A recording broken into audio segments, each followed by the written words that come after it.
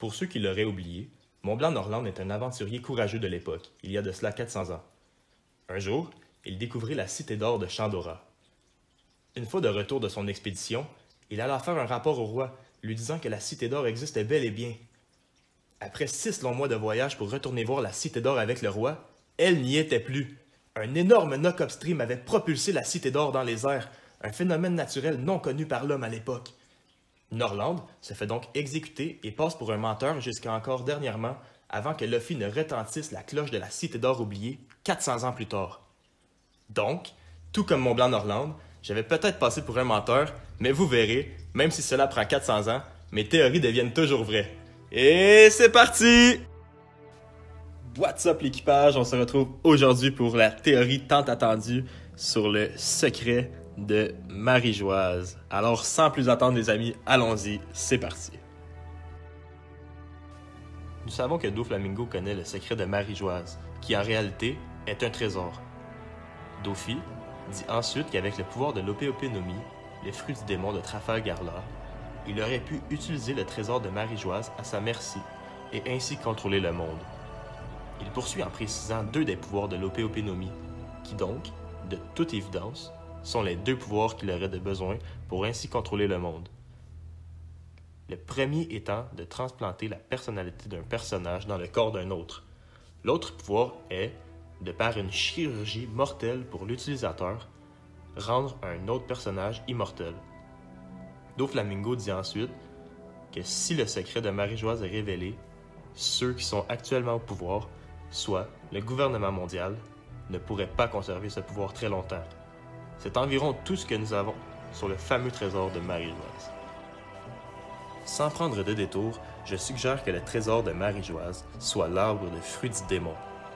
Je sais que cela peut paraître fou, ou encore impossible pour certains, mais laissez-moi vous expliquer pourquoi je pense cela. Je le pense car la marine et ceux qui travaillent pour le gouvernement ont un accès plutôt facile aux fruits du démon. Primo, la première fois que les fruits du démon nous sont présentés, dans le tout début de l'œuvre, les fruits sont positionnés en forme de croix, soit le logo du GM. Secondo, lorsque Spandam donne 2 fruits du démon, l'un à Kaku et l'autre à Khalifa, Jabra lui demande, impressionné, « Mais chef, comment avez-vous mis la main sur non pas 1, mais 2 des fruits du démon? » Spandam lui répond simplement, « J'ai des connexions. » 3 petits points. Il ne répond pas clairement à la question, ce qui cache quelque chose. De plus, il ne répond pas directement à la question, ce qui appuie le fait que ce trésor ne peut pas être dévoilé à toute personne. De plus, tous les amiraux de la marine ont un fruit du démon, disons-le, surpuissant. Je ne crois pas que cela soit un hasard. En plus, dans l'affrontement de Fujitora, Doflamingo et Trafalgar-Lac, l'amiral envoie une énorme météorite. Il mentionne que sans trop contrôler la météorite, il testait ses nouvelles habiletés. Nouvelle habileté, nouvel amiral. Il aurait donc obtenu son fruit du démon après avoir obtenu son rang d'amiral? Autre remarque, dans le passé de Trafalgar-Lac, Corazon et lui partirent à la recherche de l'Opéopénomie pour sauver l'enfant.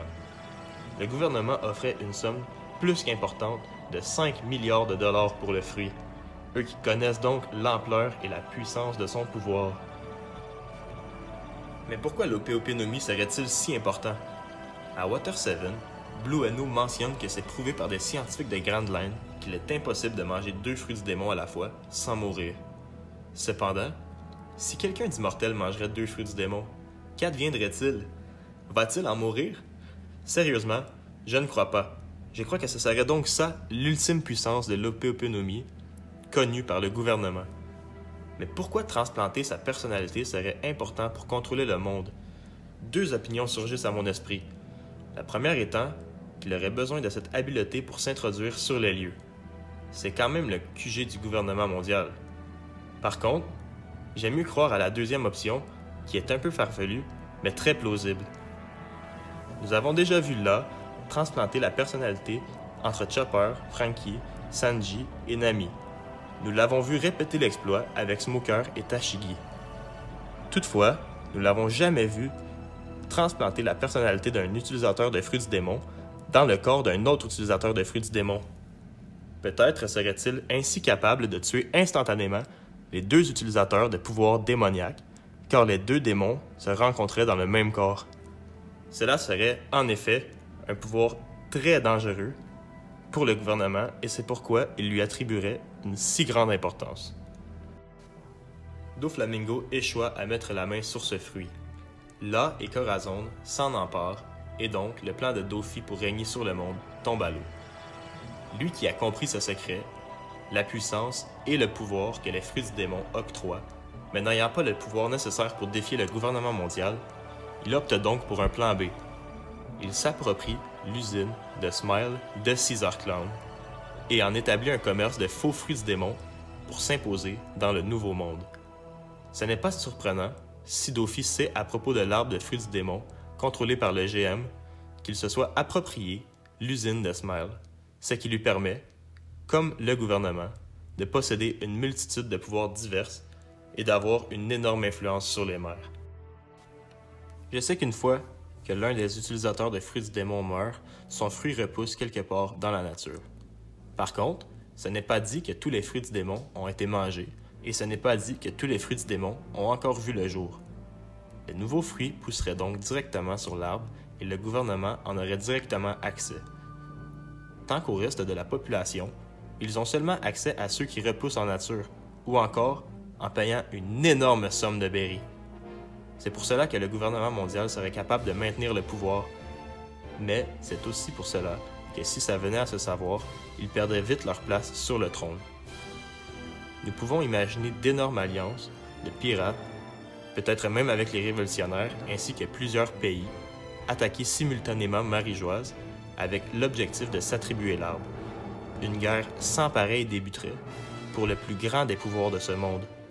Ceux qui connaissent le mieux l'histoire et les arts antiques devront s'en emparer pour définitivement régner sur les mers.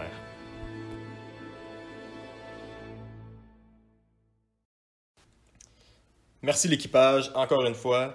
Petite précision, c'était une théorie que j'ai repris de Joyboy Theories, lui qui normalement théorise en anglais. Donc j'ai décidé de vous traduire la vidéo. Ah, puis c'était une vidéo aussi qui date de 3 ans. Donc je l'ai mise à jour, j'ai rajouté des éléments de preuve. Si ça vous intéresse, je mets le lien dans la description. Encore une fois, je vous parle de la merveilleuse application Picomit, les amis. Venez faire votre tour, venez avec nous. On parle de One Piece, c'est incroyable. Il y a plein de serveurs. Moi, je suis sur One Piece FR. Venez ajouter Mont Blanc d'Orlando. À tous les jours, je suis actif. On interagit ensemble. Et c'est ça, il y a même un serveur de Harry Potter qui vient d'être créé cette semaine. On voit pour créer peut-être un serveur de streetwear. C'est à voir. Et c'est ça, viens nous ajouter sur Picomit. Like ou dislike la vidéo si tu l'as aimé ou si tu l'as pas aimé. Abonne-toi pour rejoindre l'équipage et les aventures de Mont Blanc d'Orlando et Toki. Merci tout le monde et Kampai!